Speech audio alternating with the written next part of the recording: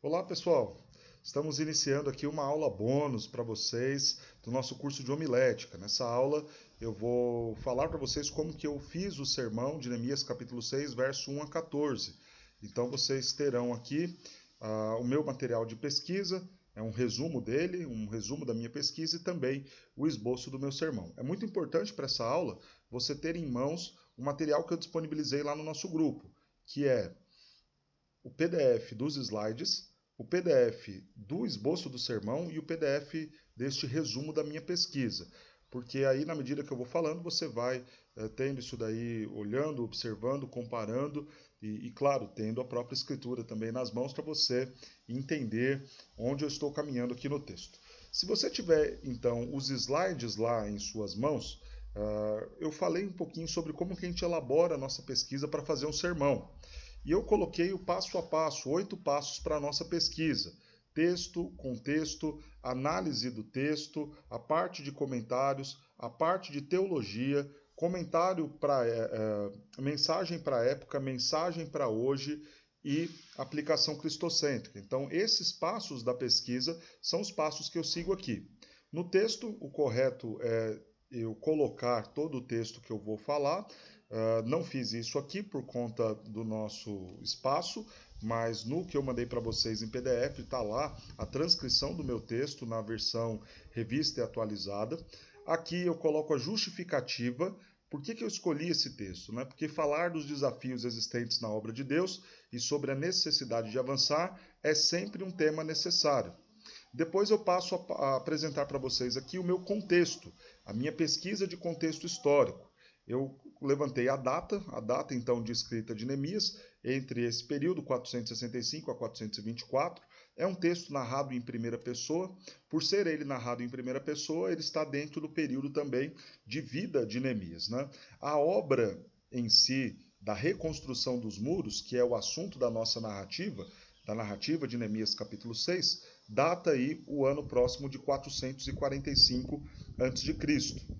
Eu trago então esse pequeno resumo histórico de data, uma informação importante que é a minha informação acerca do Império Persa, e isso me basta. Pastor, toda a pesquisa foi só isso? Não, esse é um resumo de muito tempo já de pesquisa e informação que nós temos. É claro que para um pastor fazer isso é muito mais fácil. Não que haja alguma diferença de capacidade, não é isso. Mas a bagagem que já nos foi entregue, às vezes, é maior do que a sua. Muito embora que o pessoal do Lidere, que já teve panorama bíblico, que já teve teologia bíblica, vocês também estão bem habilitados à semelhança da minha pessoa. Então, quando a gente fala do livro de Neemias, quando você teve aula de panorama bíblico, você sabe onde ele se encaixa na história. Então, muitas informações de contexto, por conta das suas aulas de panorama bíblico, você já tem, você já sabe, já estão na sua cabeça e talvez não sejam necessárias você colocar aqui na sua pesquisa. Mas vamos imaginar que você não tivesse tido aula de panorama bíblico, que você não soubesse nada de pesquisa, que eu não soubesse nada acerca de contexto aqui do livro de Neemias. Com certeza, então, essa informação histórica seria muito maior, muito mais extensa, com muito mais informações. Mas considerando que nós já sabemos aqui contexto histórico do livro de Neemias, essas informações me bastam. Saber a data, saber a realidade acerca do Império Persa, saber também o ano aí da reconstrução dos muros. Contexto literário próximo, eu trago aqui então um resumo do livro de Neemias até o capítulo 6, que é o capítulo que eu vou pregar. Capítulos 1 e 2, então, quando Neemias recebe as informações acerca da sua cidade, ele vai orar pedindo a Deus um direcionamento sobre o que deveria ser feito e vai começar a se preparar para essa viagem para Jerusalém. Capítulo 3 é apontado os reconstrutores do muro, aqueles que vão acompanhar Neemias nesse empreendimento. Capítulo 4 já aparece a figura de Sambalá e Tobias, que serão importantes também no capítulo 6, e a oposição dos samaritanos. É vendo essa ideia de pesquisa, de contexto literário próximo, que eu vou começar a saber mais sobre os personagens. E no capítulo 5, os nobres sendo repreendidos por oprimir o povo. Aí, então, esse é o meu contexto literário próximo, aquilo que está ali próximo da minha, do meu texto. Né? Daqui a pouco tudo isso faz sentido quando a gente for montar o esboço do sermão. Contexto literário remoto. Neemias foi escrito, então, no fim do cativeiro babilônico. Outros escritos próximos deste período são Esdras, Ageu e o finalzinho do livro de Daniel também abarca este mesmo período de vida de Neemias. Mais uma vez, todas essas são informações de pesquisa. Não estou fazendo sermão ainda, não estou pregando. Não se desespera. Lembra que a gente viu lá nas aulas de homilética o que é isso? Isso aqui são os meus ingredientes, isso aqui são as minhas panelas. Então, elas, olhando-as individualmente, elas assustam um pouco. É muita comida, é muita informação, mas calma, daqui a pouco a gente leva para o prato, que é o sermão em si. Vou para a minha análise do texto. O texto é narrado em primeira pessoa, isso é uma curiosidade então, é uma autobiografia, pelo menos o trecho do capítulo 6 é assim. Não há palavras ou expressões que careçam de esclarecimentos, pelo menos na minha análise, então é um texto com uma leitura fluida, uma leitura em que eu já consigo identificar e entender muito bem as palavras. Acredito também que o meu público não terá nenhuma dificuldade com a tradução que nós temos, então eu não preciso ter aqui nenhuma pesquisa de dicionário da nossa tradução para, de repente, esclarecer uma palavra ou outra para a igreja. Destaco os nomes dos personagens e cenários. Então, quando eu leio o texto, o que me chama a atenção, uma vez que eu consigo entender muito bem a tradução que nos foi apresentada, é justamente essas figuras de personagens e cenários. Quem foi Sambalá, quem foi Tobias, quem foi Gesem, onde é o Vale de Ono e como é esse vale, quem foi Samaías, Nódia. Então, esses personagens e este cenário, o Vale de Ono, me chamam a atenção quando eu leio o texto. Eram personagens que eu precisava entender melhor quem eles eram, mas como eu estou pregando uma narrativa e logo adiante eu tenho que fazer os comentários, então eu não coloquei essas informações aqui na análise do texto, porque farei imediatamente agora nos comentários. Lembre então, quando a gente ensinou um pouquinho para vocês aí, deu algumas dicas de hermenêutica, que eu falei para vocês olharem na parte de comentários de narrativas e levantarem algumas perguntas. Quem são os personagens? Quais são os cenários? Também qual é o N1, N2 e N3, o impacto aí dos acontecimentos e a própria relação dos acontecimentos. Respondendo essas perguntas, a gente consegue entender, interpretar a nossa história, a nossa narrativa. Então, a primeira coisa que eu vou fazer, quem são os personagens da minha narrativa? Quando eu leio, então, Neemias 6, de 1 a 14, eu vou anotando ao lado, por isso que eu fiz a análise de texto e já anotei ao lado os nomes que me aparecem, porque são meus personagens.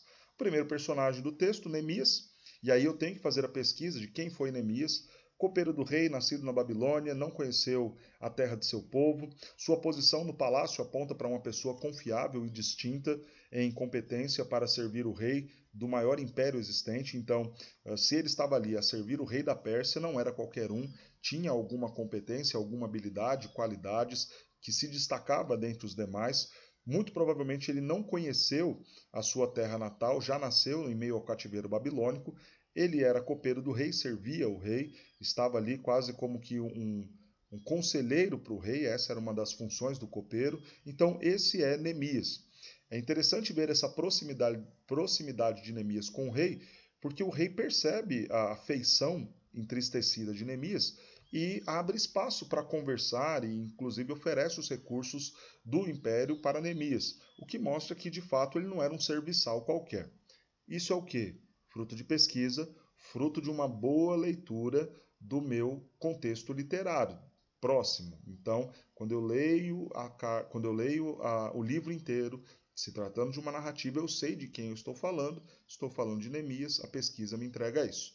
Pesquiso também quem é Sambalá. Sambalá era governante da Samaria, a área ao norte de Judá. No livro de Neemias ele é chamado de o Horonita, provavelmente essa designação significa que ele era proveniente de Bet-Heron. Esse lugar ficava aproximadamente 29 quilômetros de Jerusalém. A informação mais importante aqui é ser ele um governante da Samaria. Os samaritanos, eles não se davam muito bem com os judeus. Claro que aqui é uma origem desse não se dar bem, que vai ser destacada lá no Novo Testamento, mas isso acontecia porque havia uma mistura de raças nessa região norte de Israel. Então, no norte de Israel, que não era a região sul de Judá, para onde Neemias estava indo reconstruir os muros, mas no norte de Israel, então você não tinha um povo puro, descendentes legítimos de Abraão, mas uma mistura de raças, e Sambalá era um dos governantes desse povo. Tobias vai ser citado no livro de Neemias como o servo amonita. Não é possível determinar com exatidão que esta expressão realmente indica. Alguns estudiosos entendem que talvez ele tenha sido um escravo liberto que conseguiu alcançar uma posição de muita influência em Amon, talvez até posição de governador desta província. Mas uma província aí também de um povo estrangeiro, de um povo estranho, que com certeza também será olhado, visto com certa estranheza para o povo do Reino do Sul, para o judeu, hebreu de sangue, descendente de Abraão. Quem é Gesem? Gesem é o arábio, né? Antigas inscrições indicam a proeminência de Gesem. Ele é retratado como um tipo de líder principal das tribos dos negociantes do norte da Arábia. Era característico dos reis da Pérsia manterem boas relações com os árabes pelas questões comerciais. Então, você tem Sambalá e Tobias com grande influência nessa área política de nações vizinhas ali de Judá, de Jerusalém, e você tem Gesem, uma pessoa influente por sua condição empresarial, era um empresário de sucesso. Então, é como se nós tivéssemos aqui políticos, Sambalá e Tobias, e um grande empresário, Gesem, o arábio. Semaías, não há informações além das descritas no próprio verso 10 do capítulo 6. Ele era, então, um profeta dentro da nação de Israel, dentro do povo de Judá, mas que quis enganar a Neemias. Então essas são as minhas informações sobre os meus personagens. Alguns outros nomes são citados nesse trecho, né? Fulano, filho de Beltrano. Esse pai que está sendo tomado apenas como referência, ele não é um personagem. Como que a gente identifica os personagens do texto? Aqueles que têm ação, aqueles que fizeram efetivamente alguma coisa. Quais são os cenários? O texto cita aqui dois cenários, né? Vale de Ono e a casa de Semaías. São esses os lugares citados no texto. Cita também a casa de Deus, mas não é uma ideia de que algum acontecimento se deu na casa de Deus, mas é citado aqui e vai ter uma importância no texto essa pesquisa deste cenário. O Vale de Ono era um lugar neutro entre Jerusalém e Samaria. Neemias é chamado 4 vezes para ir até lá, o nosso texto mostra isso.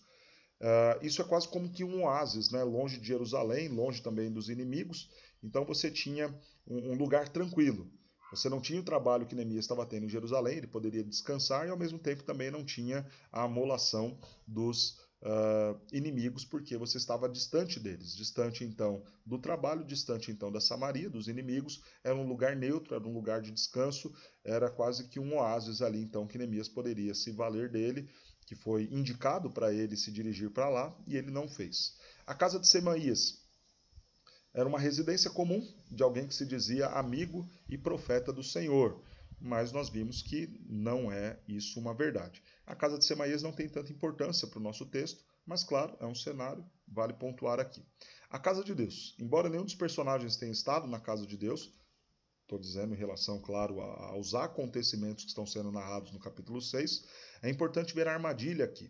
Se Neemias entrasse para se esconder na casa de Deus, no Santo dos Santos, que é a ideia de esconderijo, morreria por quebrar a lei do Senhor, por não ser ele um sacerdote. Então, a armadilha estava nisso, em levá-lo para a casa de Deus para se esconder das ameaças de morte. Quais são os acontecimentos? Muito importante esse momento aqui. É aqui que a gente vai aprender a contar a história. É registrando os acontecimentos, é entrando na história e organizando a história na nossa cabeça, claro, passando ela aqui para o papel, como eu fiz. É aqui que a gente registra então esta narrativa. Mais uma vez, isso tudo aqui é uma pesquisa, não é o meu sermão. Não significa que essas informações que eu saí dando aqui, feito um louco até esse momento, seja aquilo que eu vou entregar para a igreja no púlpito. Não é. Isso aqui é só a minha pesquisa, mas é muito importante, como eu disse, se você voltar lá nos slides e nos vídeos anteriores das nossas aulas, o bom sermão é fruto de uma boa pesquisa. Quais são os acontecimentos? Em Neemias 6, de 1 a 14, temos Neemias em meio à grande obra de reconstrução dos muros em Jerusalém. Pensando então só nos acontecimentos de Neemias 6, de 1 a 14, Sambalá, Tobias, Gesem e outros inimigos tomam conhecimento de que os muros de Jerusalém estão sendo construídos, mas ainda sem as portas. Isso é o que diz lá no versículo 1. Sambalá e Gesem chamam Neemias para um encontro no vale de Ono. Neemias responde: estou fazendo grande obra. Isso está escrito lá no versos 2 e 3. Sambalá e Gesem insiste mais 4 vezes e a resposta é sempre a mesma: estou fazendo grande obra.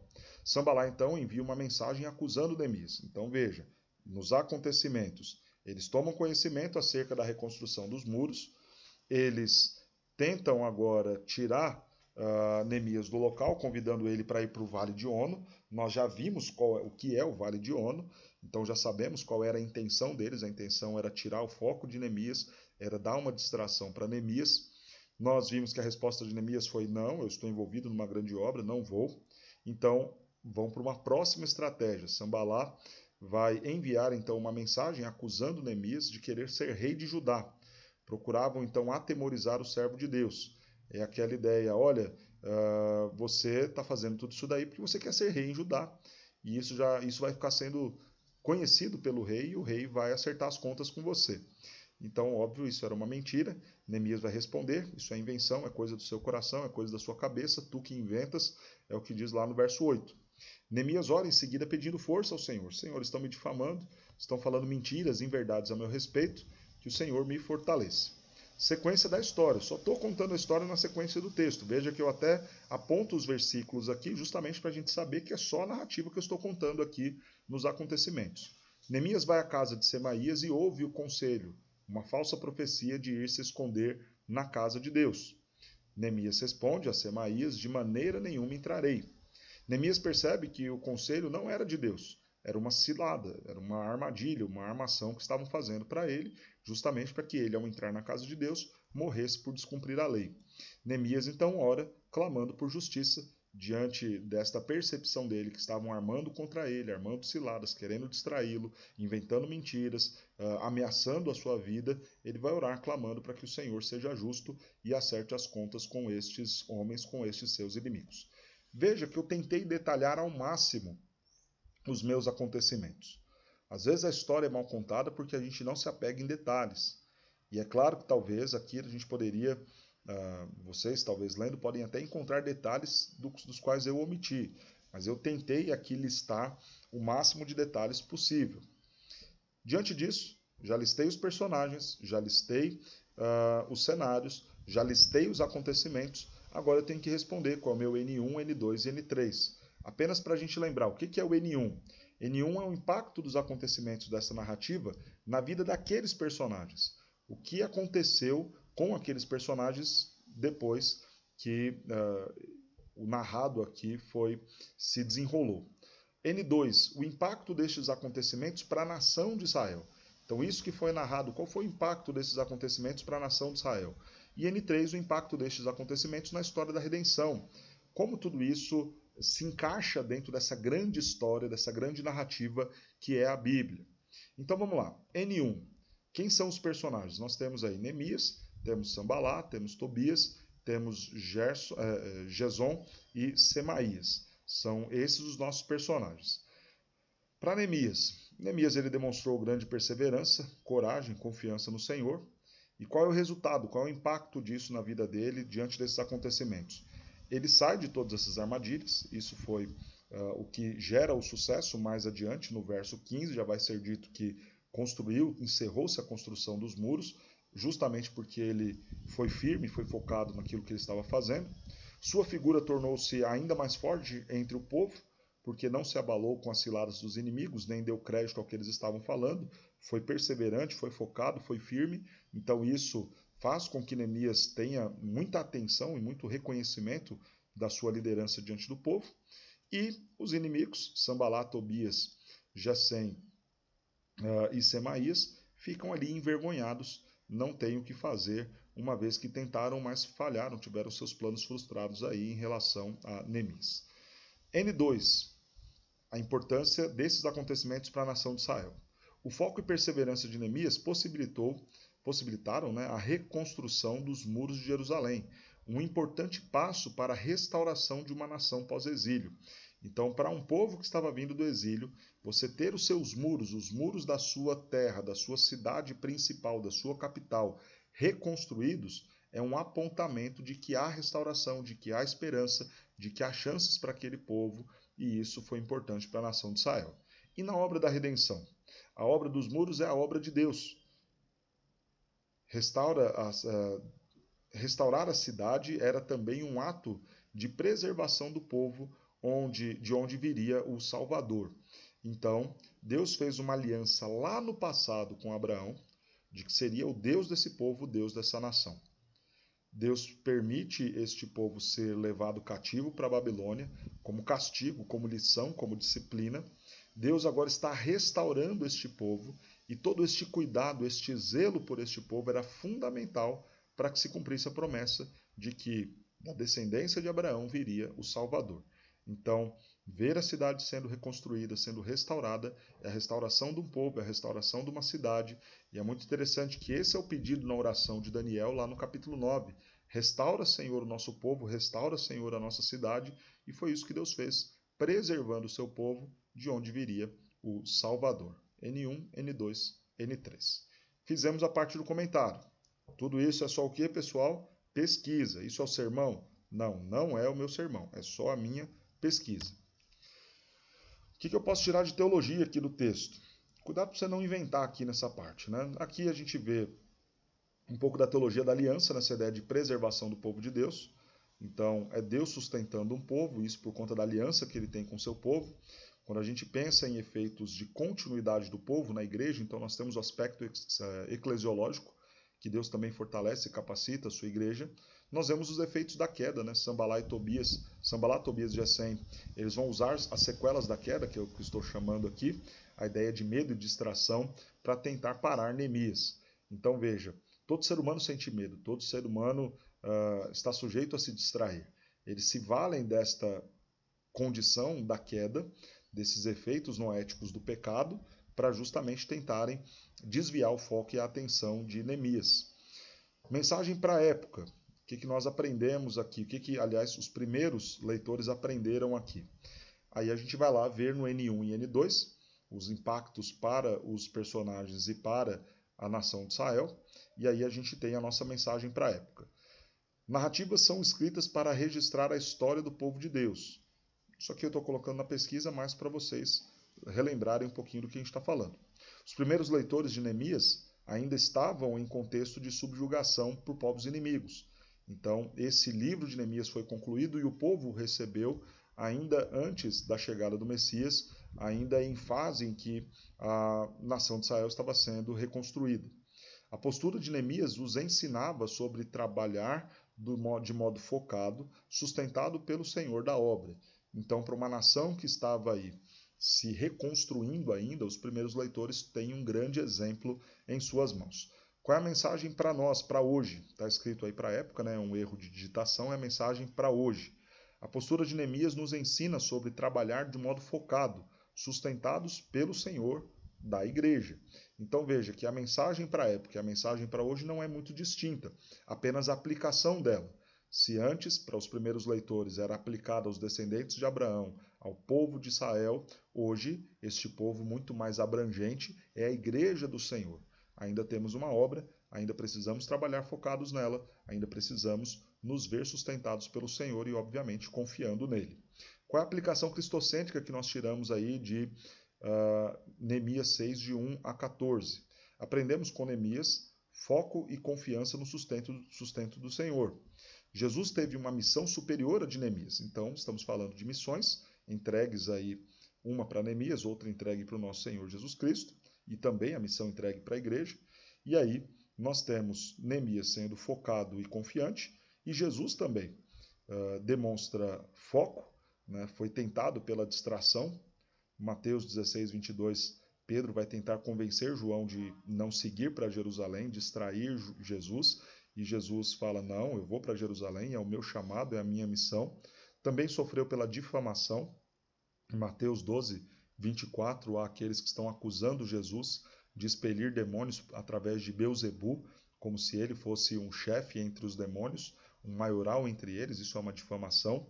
Jesus teve também ameaças, João 11 vai nos mostrar isso, Jesus sendo ameaçado, conspirando para matar Jesus, mas em tudo Jesus cumpriu a sua missão e hoje ele também nos convida a cumprir a nossa. Então, Essa é a aplicação cristocêntrica que nós temos aqui. Pessoal, tudo que nós vimos até agora, estamos falando do trabalho de pesquisa. Estamos levantando dados em relação ao nosso texto, através daquele passo a passo que eu pontuei para vocês, que é uma sugestão.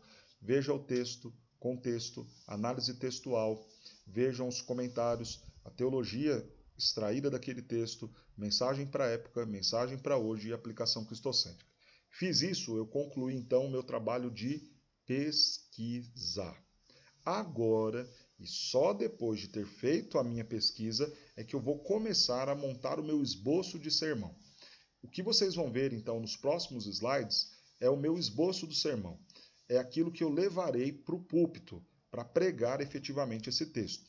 Fiz muita pesquisa, todo um trabalho acadêmico realizado e agora eu vou entregar isso para a igreja. As panelas estão postas, eu vou pegar esses alimentos, vou colocar de forma mais deglutível possível para que a igreja se alimente bem de um bom sermão. Vamos lá.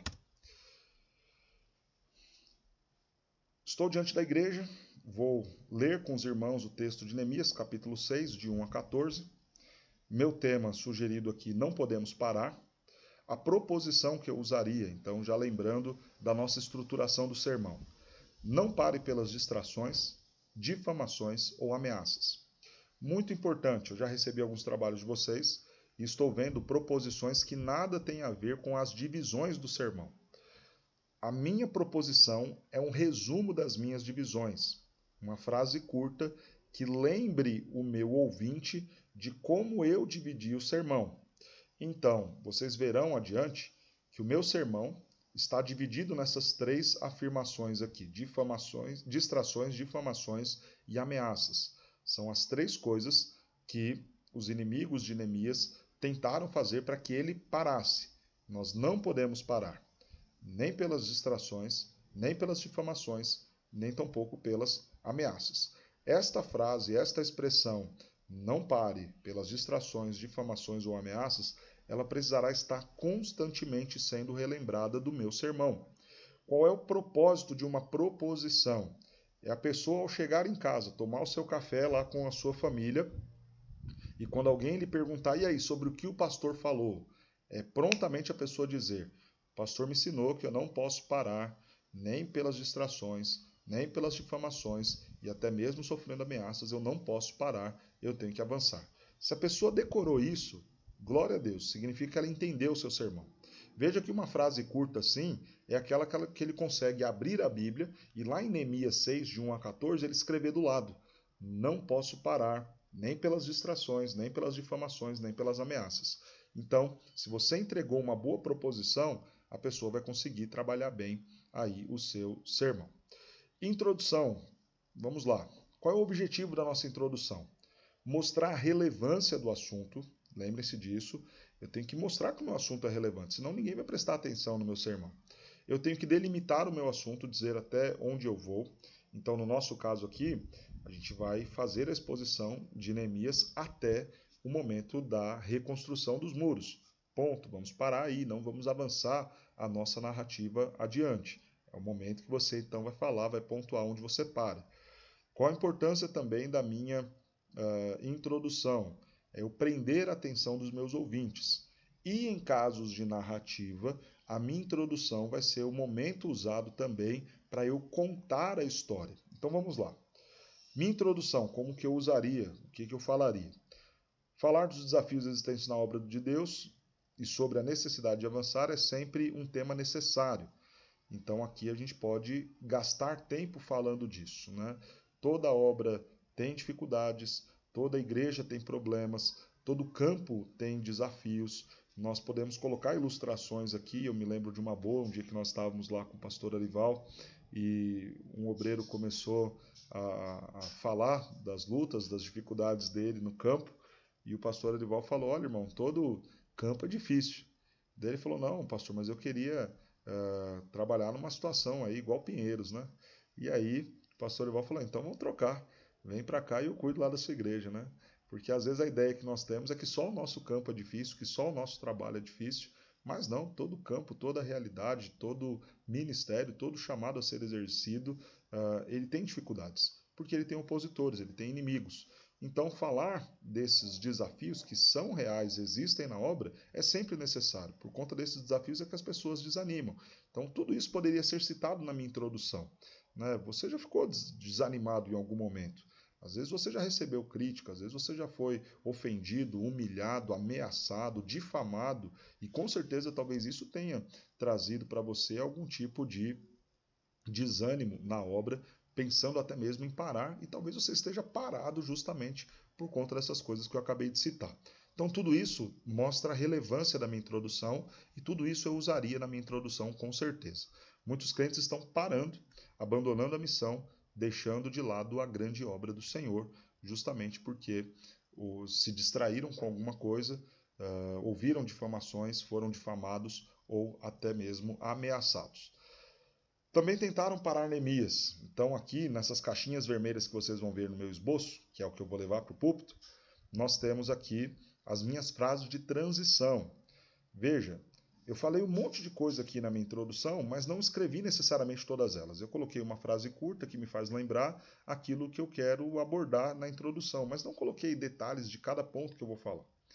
Claro, eu prego há mais tempo.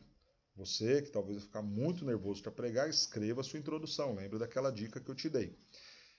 Terminei de falar a minha introdução, ali, esses primeiros momentos da introdução, eu vou agora transitar para uma nova fase da minha introdução, que é a fase de contar a história. Também tentaram parar Neemias. Em Neemias 6, de 1 a 14, o nosso texto, temos Neemias em meio à grande obra de reconstrução dos muros de Jerusalém. Pastor, quando que você faria a leitura nesse texto?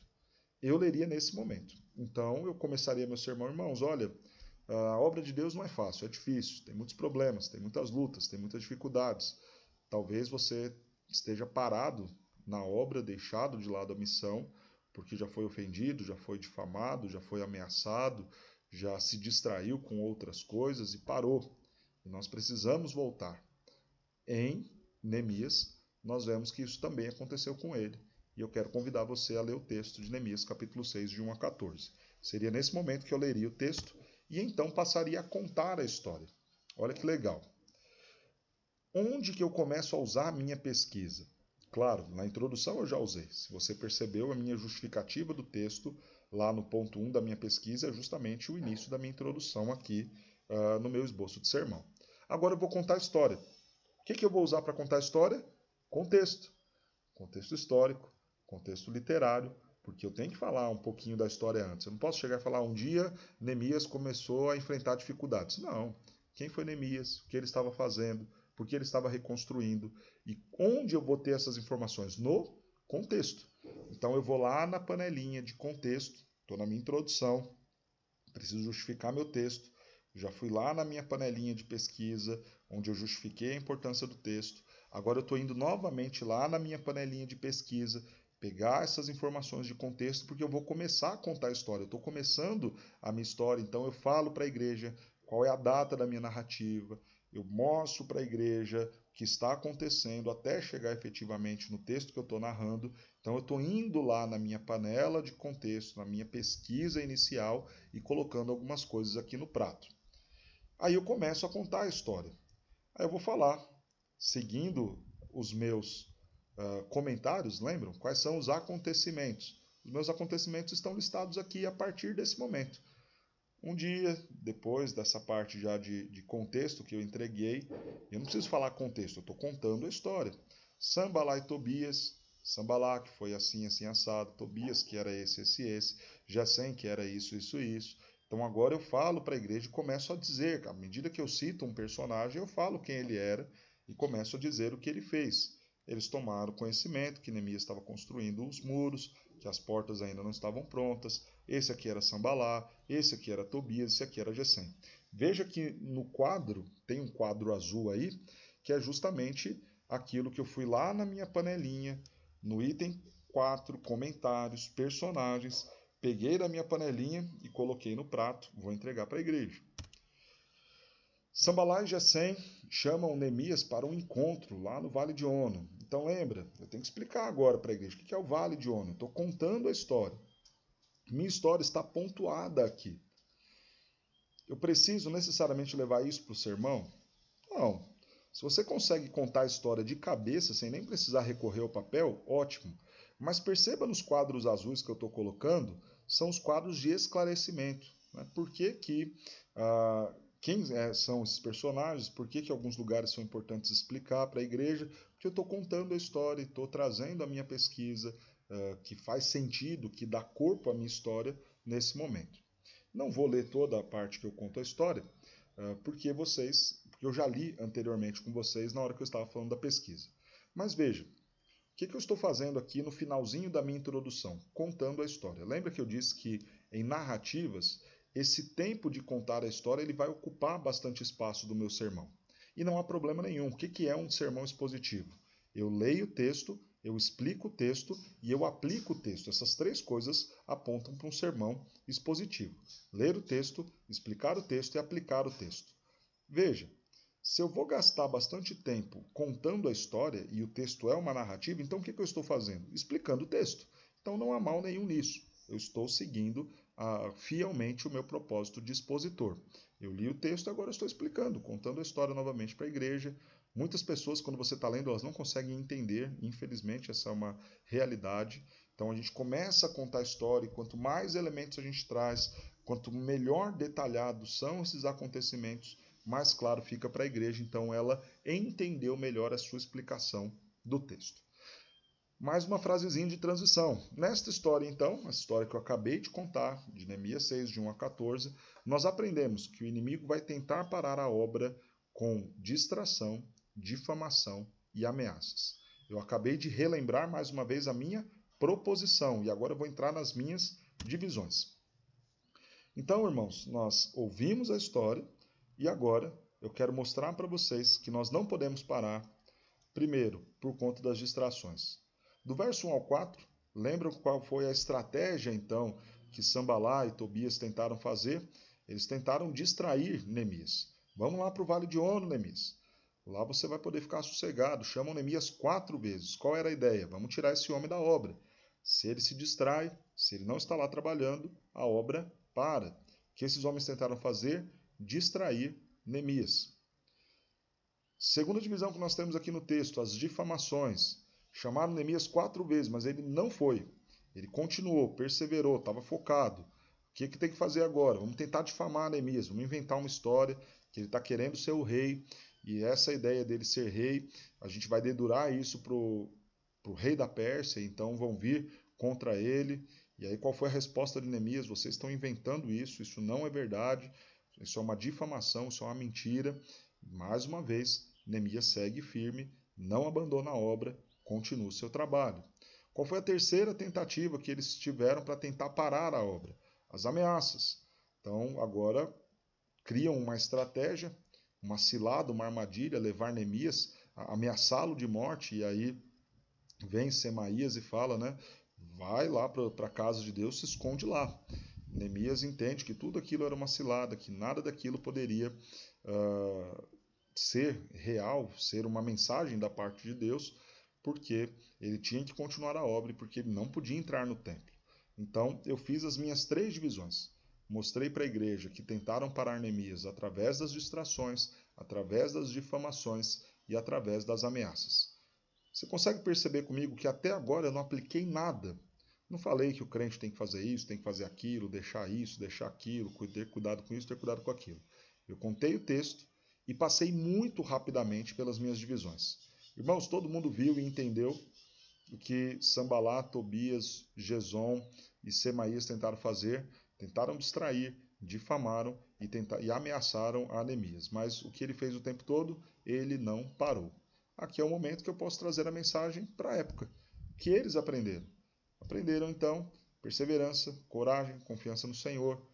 E isso tudo é para a época. Não trouxe nenhuma aplicação para a gente. Terminei minhas divisões. O que eu vou fazer agora no meu sermão? Agora sim eu vou aplicar. Irmãos, o que nós aprendemos com essa história? Agora veja que o meu sermão vai ganhar mais aplicação. Agora, tudo aquilo que foi um estudo bíblico até esse momento ganha cara de sermão, porque eu começo a entregar para a igreja aquilo que ela deve fazer. Quem são os inimigos hoje? Então seria a minha primeira aplicação. Irmãos, nós também temos inimigos.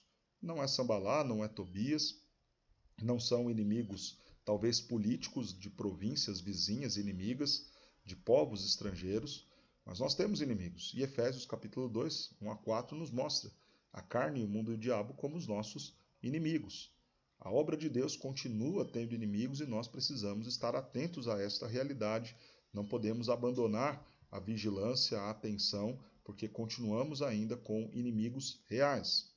Segunda aplicação, qual é a nossa grande obra hoje? Neemias tinha uma obra, construiu um muro. Pode parecer algo bobo, né? Ah, só um muro. Essa era a obra de Neemias. Nós temos uma obra, testemunhar de Cristo Jesus. Recebereis poder ao descer sobre vós o Espírito Santo, sereis minhas testemunhas, tanto em Jerusalém como em toda a Judéia, Samaria, até os confins da terra. Essa foi a comissão do Senhor para os seus discípulos em Atos 1:8. É a comissão que eu e você temos, é a missão que nos foi entregue e é o que nós devemos fazer. Esta é a grande obra que nós temos hoje. Esses inimigos, a carne, o mundo e o diabo, vão tentar nos fazer parar essa obra de testemunhar de Cristo ao mundo. Terceira aplicação para nós neste sermão. Também nós temos distrações. Não nos enganemos. Não temos Sambalá e Tobias, mas a nossa carne, o mundo e o diabo vão tentar nos distrair. Como que eles vão fazer isso?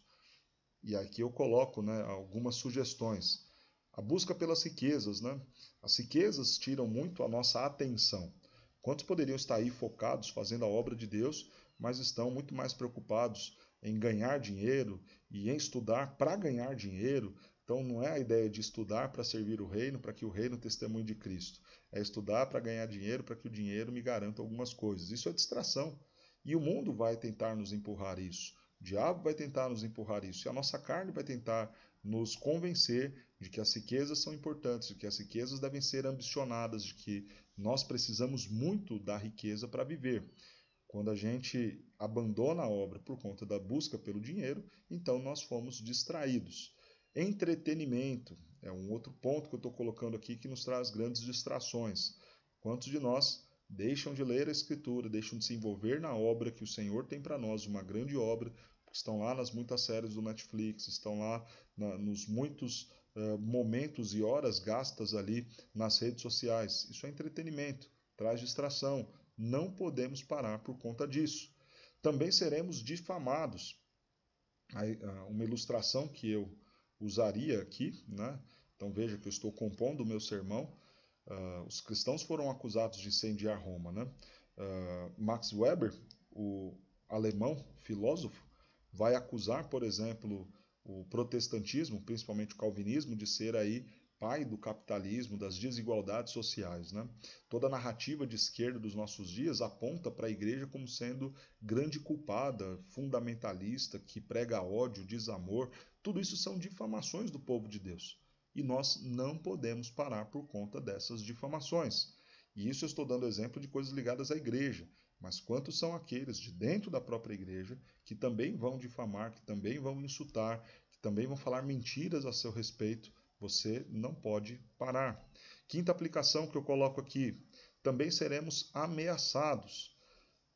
Há uma ilustração aqui que eu coloco do reverendo Benjamin, lá de Uganda, que foi ameaçado, 20 homens chegaram em sua casa para levá-lo em sequestro, para ele parar de pregar o evangelho. Seria uma ilustração que eu usaria. E nós temos também ameaças hoje, né? Pessoas ameaçando a igreja, ameaçando a continuidade dos cultos e a pregação do evangelho. E mais uma vez também nós não podemos parar. Perceba que eu estou colocando aqui em caixa alta, não podemos parar, porque este é o tema do nosso sermão. É aqui que eu reforço isso, né? Sexta aplicação para as nossas vidas. Ore para vencer as distrações, as difamações e as ameaças. Foi o que Neemias fez.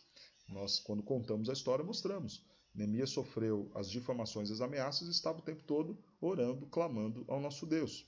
Precisamos orar também para vencer.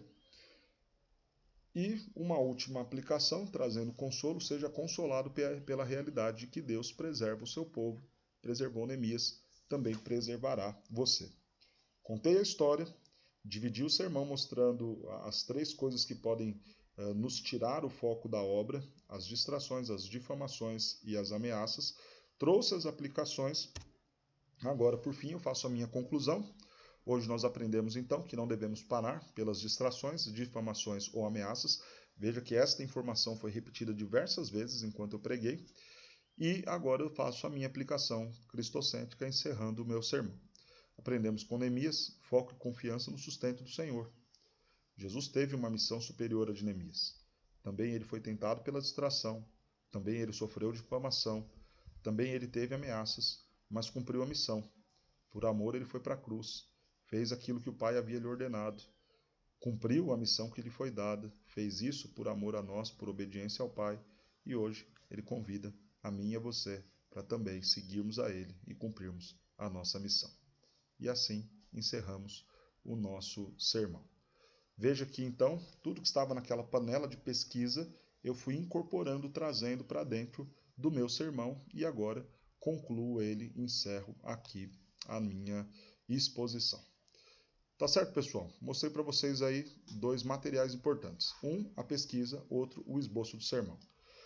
Pastor, esse esboço do sermão, você levaria tudo isso para o púlpito? Sendo muito sincero, irmãos, não levaria tudo isso. Muita coisa que está aqui, de cabeça eu conseguiria falar, apenas pontuaria algumas datas, algumas referências bíblicas, frases inteiras como eu coloquei aqui, dificilmente eu levaria para o púlpito. Por quê?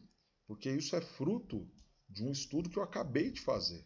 Quando você terminar de fazer um estudo, você vai ter muita coisa fresca na sua cabeça que você não necessariamente vai ter que colocar no papel para levar para o púlpito. Essa estruturação, sim, introdução, contar a história, minhas divisões, distrações, difamações e ameaças, ok, isso daí eu coloco, estruturo lá. Minhas aplicações, todas elas estariam, com certeza, as minhas aplicações estariam listadas ali, as 7 aplicações que eu fiz estariam listadas no meu esboço, sem dúvida nenhuma, mas seria só o que eu levaria para o púlpito. Agora, este modelo que eu fiz para vocês é um modelo que eu teria salvo no meu computador, sem dúvida nenhuma. Veja, eu não levaria para o púlpito, mas faria isso. Por quê? Hoje eu lembro tudo que eu estudei de Neemias. Daqui 2, 3 anos, talvez eu não vou lembrar.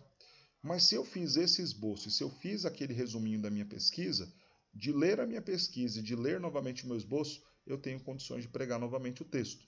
Então, talvez para o púlpito você vai levar menos papel possível. Essa é a forma como eu trabalho. Eu não gosto de pregar com um monte de papel, porque eu me perco.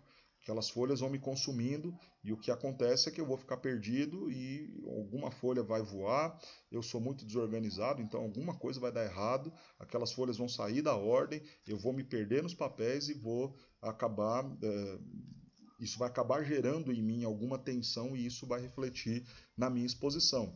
Então eu sempre tento levar meu sermão em uma folha, 2 no máximo, ou uma folha só para mim é o ideal, porque aí com uma folha só, batendo o olho o tempo todo nela, eu sei o que eu estou falando. E isso só é possível quando a gente estuda o texto e vai pronto, preparado para pregar. Quando não, então o esboço mais completo é fundamental, senão você não consegue pregar, vai faltar a memória e aí você não vai ter o que recorrer, vai precisar do papel. Tá certo, pessoal? Usem esse material que eu acabei de disponibilizar para vocês para fazerem também o esboço do sermão de vocês. Vocês não vão precisar me entregar a pesquisa, né? A pesquisa de vocês não vão precisar entregar, mas vão precisar fazer. Como vocês acabaram de ver, o meu esboço de sermão foi composto pelo quê? Pela minha pesquisa. Muitas coisas do meu esboço de sermão eu simplesmente fui lá no prato, muita coisa não, todo o meu esboço de sermão foi o fato de eu ir lá no prato, lá nas panelas, pegar e colocar no prato. Só as ilustrações que não estavam lá nas minhas pesquisas foram fruto depois já no meu momento de exposição. Mas de resto estava tudo lá. Peguei, coloquei no prato e apresentei. Então você precisa fazer uma boa pesquisa. Não precisa me entregar, mas precisa fazer uma boa pesquisa para poder montar um bom esboço. Entreguem para mim só o esboço. Pode ser com mais coisas escritas, com menos coisas escritas, não tem problema. É aquilo que você levaria para o púlpito. Tá certo, pessoal? Mas sim, claro, peço também para que, embora sejam poucas coisas que você coloque, um esboço resumido, como eu acabei de fazer, algo que tenha lógica, né? Que tenha coerência, que eu possa ler o seu esboço e entender mais ou menos o que você pregaria. Deus abençoe grandemente a sua vida e muito bom ter você aqui na nossa aula, no nosso curso de homilética. Deus te abençoe.